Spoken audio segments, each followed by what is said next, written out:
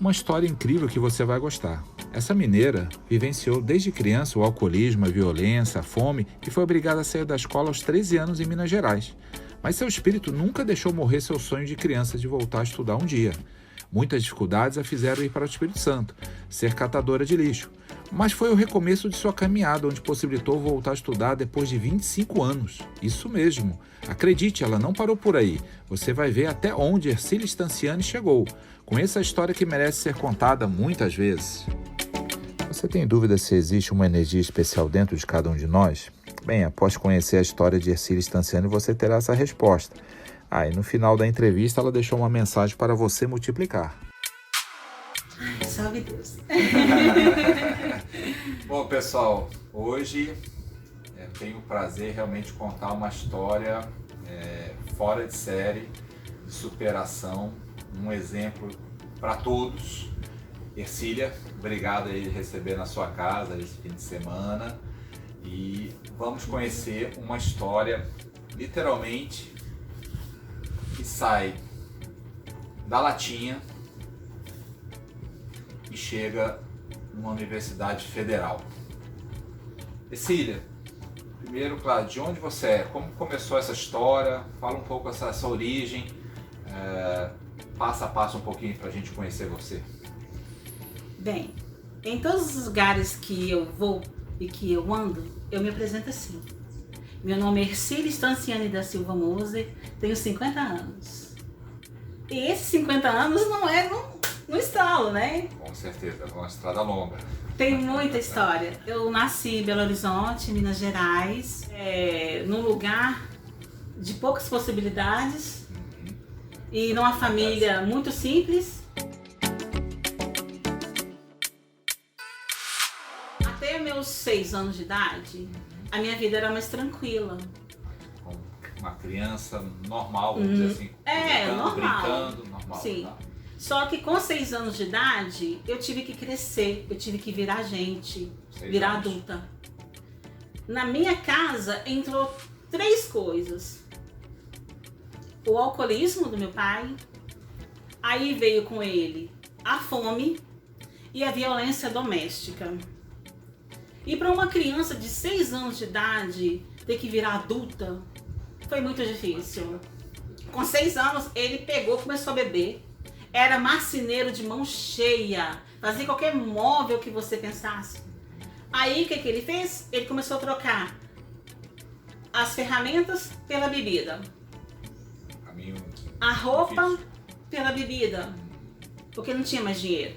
Ele não trabalhava, não fazia móvel, ele não tinha dinheiro. E foi muito difícil, que eu fui no pré-primário, era 40 minutos a pé para ir, 40 minutos a pé para voltar. Mas eu ia feliz da vida e eu fiz um trato com 6 anos de idade. Aí eu fui pro pré com 7. Né? Com 7 anos de idade. Eu fiz um trato com as meninas lá da cozinha. Eu lavo as panelas se vocês me der a rapa. Aí eu pegava, elas me davam a rapa. Eu pegava umas vasilhas. De comida que sobrava. O resto era sopa, quando era mingau, quando era aquele arroz misturado com não sei o que, me dava, me entregava no final da aula, eu levava para casa, para ele não ver. Aí eu comecei a estudar e meu pai continuou nessa vida. Aí a violência doméstica entrou com força e ficou ali. E a fome presente o tempo todo. Nasceu a outra irmã, então nós já éramos 3 filhos. E foi passando o tempo. Quando eu cheguei com 11 anos, ele me falou assim: você vai pra oficina comigo. Marcenaria lá. Então eu ajudava na marcenaria e ajudava em casa.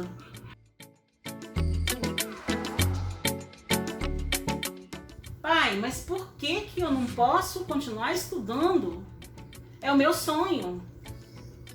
Aí ele falou assim: se tu fosse macho, eu fazia questão. Porque o seu lugar na beira de tanque e na beira de fogão. E quando tinha as brigas foi ficando cada vez mais pesada. Com 13 anos, eu tinha esse tamanho, essa altura. Por quê? Desde os 6 anos, que foi a primeira vez que eu intrometi, que eu interferi, que foi a pesada, elas foram ficando cada vez pesadas. Mas eu comecei a falar com a minha mãe. Corre com os meninos que eu seguro. Aí eu comecei a segurar ele e ela ir com os meninos. Você segurava o seu pai para ele não bater? Porque ele tinha mais ou menos quase 1,80 de altura.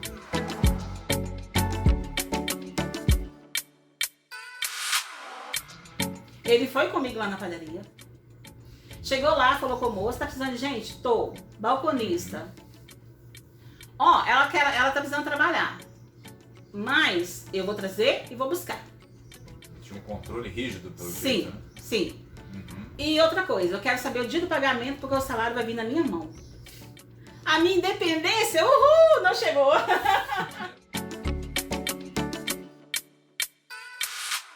E a gente foi morar num lugar que a minha mãe mora até hoje. E lá eu tive uma salvação. Porque lá tem um lugar chamado... A gente botou o nome de buracão, mas era um lixão. Resto do Ceasa que jogava lá e a gente ia pra lá catar. Então a caçamba do Ceasa, coisa que não vendia, virava nesse lugar, que era um buraco, era uma cratera. Realmente Aí, a sobra, jogava lá. do Ceasa era feito lá. Sim, aí a gente separava as coisas e levava pra casa, lavava pra comer. E ele não podia saber. Então mesmo quando eu trabalhava na padaria, o buracão me salvava.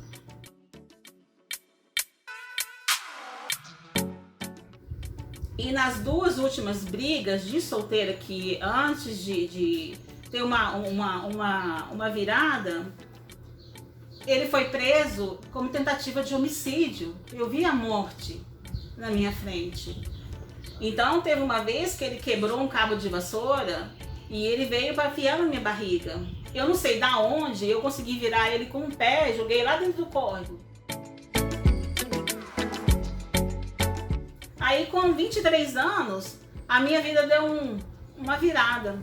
Eu conheci meu esposo. Aquela fase. Sim. Virou uma página dessa história. Começa. Que eu achei que eu nunca ia casar.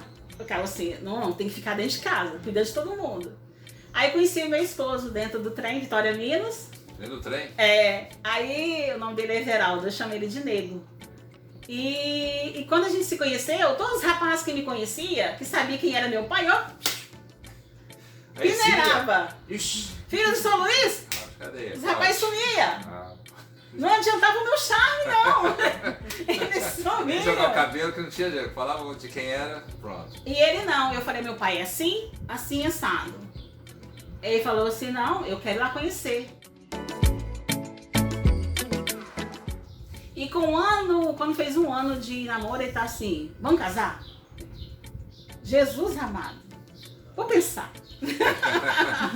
Difícil essa. Fazer um pouquinho doce. Aí a gente resolveu casar e a gente juntou o salário dele com o meu para comprar as alianças.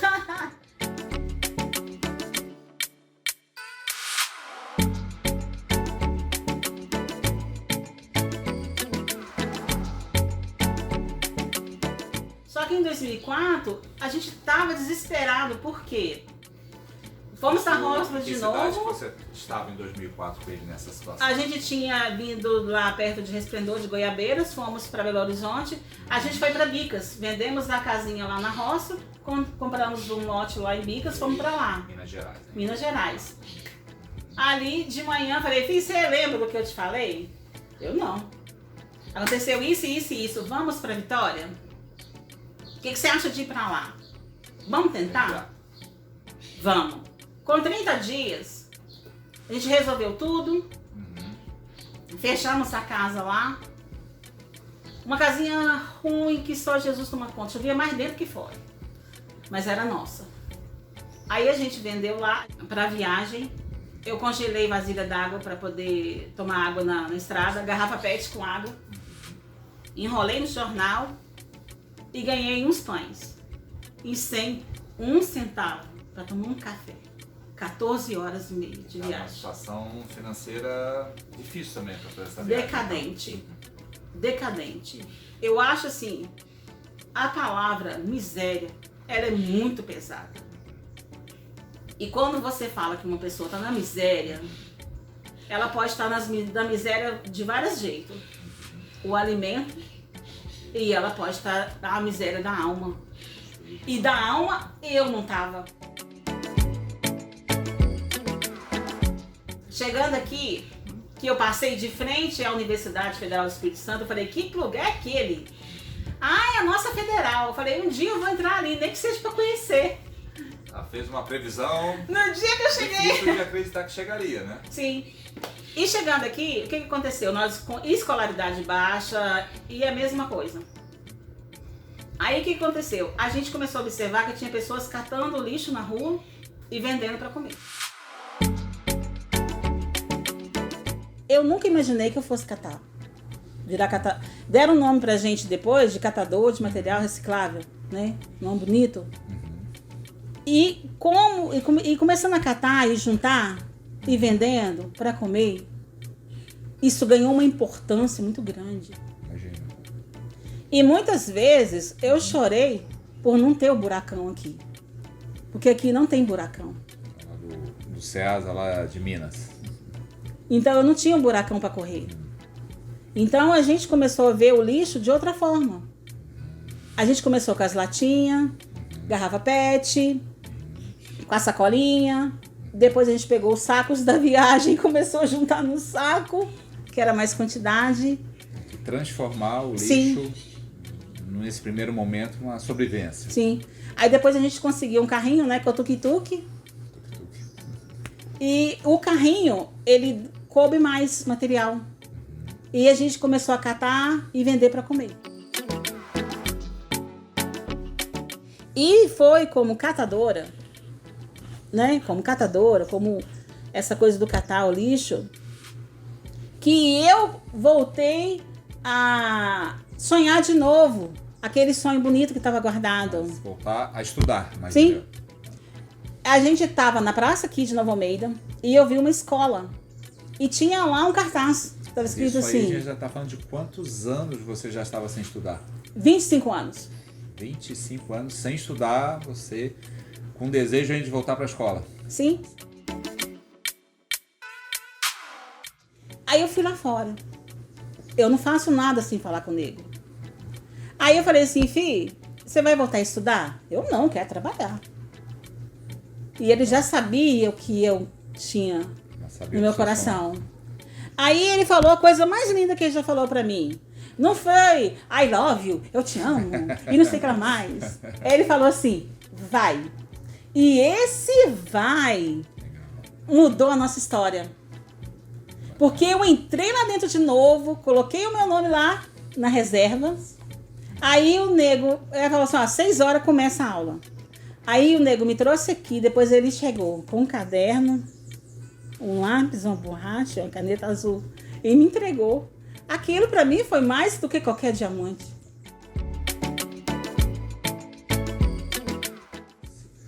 Como é que foi essa caminhada? Aí eu comecei a estudar e junto com o estudo, como catadora, eu comecei a encontrar livro na rua. E eu comecei a pegar esses livros para estudar, porque o EJA não pode pegar livro na biblioteca. Então, o que acontece? Quer dizer, boa parte dessa biblioteca você conseguiu no lixo que você achava. Sim. E eu vi que você também já tem uma biblioteca que nós vamos conhecer aí, que ela Sim. vai nos mostrar. Cada ano que eu conseguia, eu não falava que eu eliminava, eu conquistava. Eu vibrava com a minha nota lá aprovada, eu gritava, eu pulava. Degrauzinho a degrauzinho. Sim. Quando eu entrei no ensino médio, foi mais difícil para mim. Aí quando vinham, que eu tinha falado que eu não tinha computador, eu nunca tinha tido acesso à internet, eu estudava com os livros. Você nunca vai conseguir. E cada ano que eu completava, eu gritava, eu vibrava, porque era uma conquista para mim. Imagino que você fechou e encerrou esse ciclo do ensino médio. Como é que foi essa decisão, então, para a próxima etapa? O Enem, eu tive que ir em Belo Horizonte fazer. Sair daqui de Nova Almeida... Para ir em Belo Horizonte. A minha irmã colocou o endereço dela e eu não consegui transferir. E você foi? Eu fui. E eu só soube que eu ia fazer o Enem 15 dias antes. Meu marido pegou a sucata e falou, vou vender e tu vai. E é o dinheiro de você ir e voltar.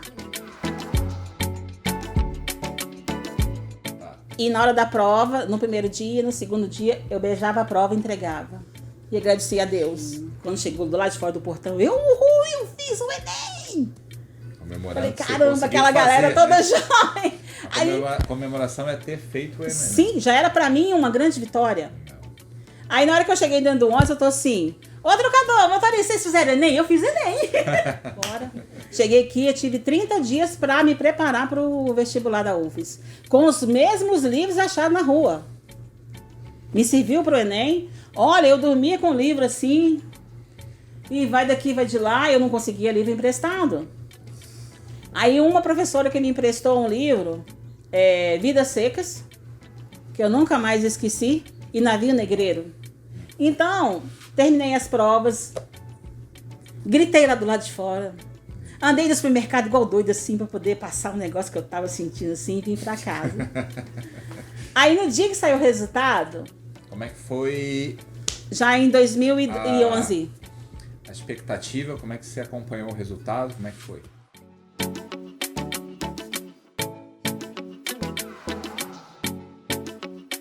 Menino, olha, eu tava ajoelhada, eu levantei, eu tô assim, eu passei. E eu ajoelhava, ai meu Deus do céu, eu passei, pelo amor de Deus. A ficha demorou a cair. E eu chorava e eu gritava, nego, eu passei, pelo amor de Deus, no vestibular. E ali começou uma nova história.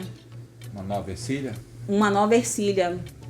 E fui pra lá, pra universidade, o meu primeiro dia. E todos os dias, até quando eu vou visitar, eu ponho um pé direito. Isso a gente tá falando de 2012. 2012. Depois de 25 anos sem estudar, o ensino médio, fazer o Enem. Fazer vestibular. E entrar pela porta da frente numa Universidade Federal. E quando eu entrei lá dentro, que eu pisei assim, eu falei, meu Deus,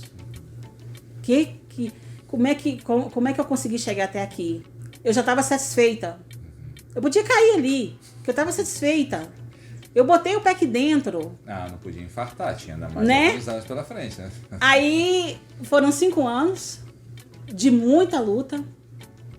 Eu saí daqui no ônibus. Imagina que você tenha suas contas para pagar, Sim. a sua família sustentar. Sim. E você não deixou de fazer a sua atividade enquanto estudava.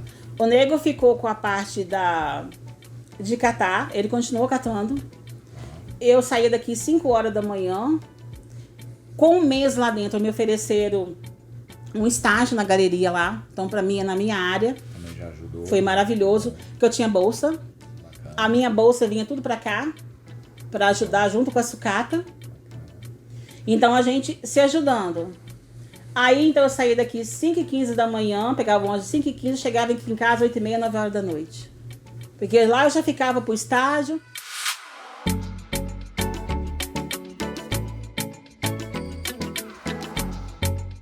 Como é que foi o dia que você fechou mais esse capítulo? Aí na hora que falou artes plásticas, a Ercília Stanciani da Silva Moza, eu falei, meu Deus. Eu queria aquela galera com balão, com não sei o quê. Não teve nada. Quando eu saí de lá com um diploma na mão... Pulando que nem pipoca? Eu andei dentro da universidade quase umas 2 horas mostrando pra todo mundo. Fui lá no meu orientador, professor, aqui o diploma. Faz aqui, mostra pra mim, eu sou o seu professor. Fui lá mostrar aí, professor Fernando. Olha aqui, eu me formei. Beijei e fiquei. Então, eu sei que hoje é Ercília antes da universidade.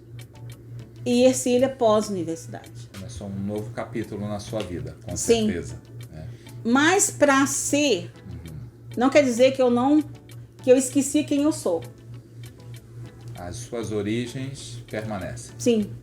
E Ercília pós-universidade provou por A mais B que mesmo sem ser macho, porque eu sou uma mulher, e que passou por tanta coisa, pela fome, violência doméstica, Entendeu? Que viu todos aqueles horrores, que viu a morte de perto, que comeu do lixo e vendeu lixo para comer, e chega dentro de uma universidade, e que nunca reprovou em nada, sabe? E que tem um diploma na mão, isso não tem nada que paga. Mas tudo que eu fui antes da universidade, eu nunca vou esquecer. Eu tenho um orgulho do que eu fiz. É a sua raiz, né? É minha raiz. E construir uma árvore forte. E diz quem eu sou hoje.